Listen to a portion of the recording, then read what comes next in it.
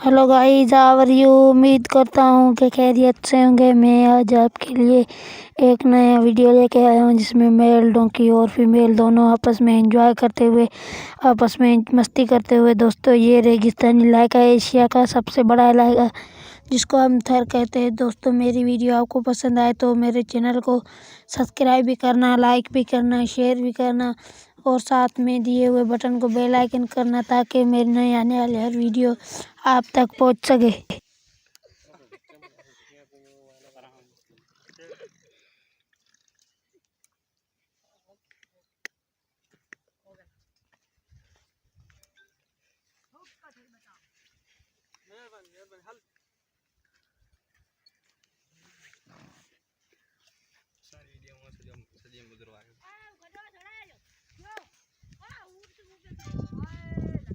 शुक्रिया गाइस, आपने हमारी पूरी वीडियो देखी है, इन तक देखी।